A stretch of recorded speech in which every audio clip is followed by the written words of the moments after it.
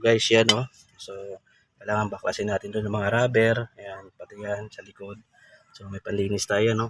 Linisan natin guys. Ayan. Ayan, linis na. Linisan natin yung ano nyo. Kasama na natin linis yung hose. Oh, linis agad oh. Isang spray lang oh, diba? Diba? Linisan natin yung mga extension nyo. Tapos ibabalik. Igabit na natin yung bago. Ayan, malinis na yan guys. Ayan guys, may guide na yan oh. So nilagay na natin yung bago ah. May guide yan dyan, may guide. Ayan. Okay. Ito yung isa. Ayan. Salpak natin yan dito. Ayan. May guide din yan oh. Ayan, may guide siya. So ilalagay natin yan guys.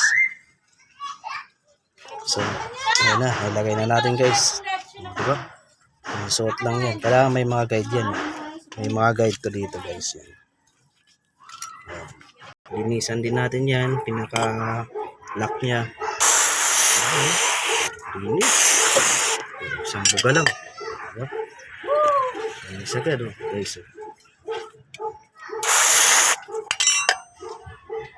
Gawin lang kadali yan guys. Oh, yan. Kailangan magkabit ka ng brake pad.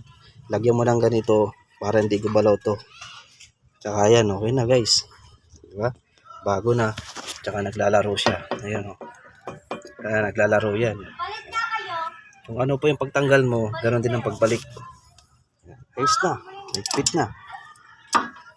Ayos na. So yan. Ganoon lang naman. Pati rin sa kabila. Ganyan ang paglagay ng brake pad. Napakadali lang guys. Thanks for watching. Yes. Nice.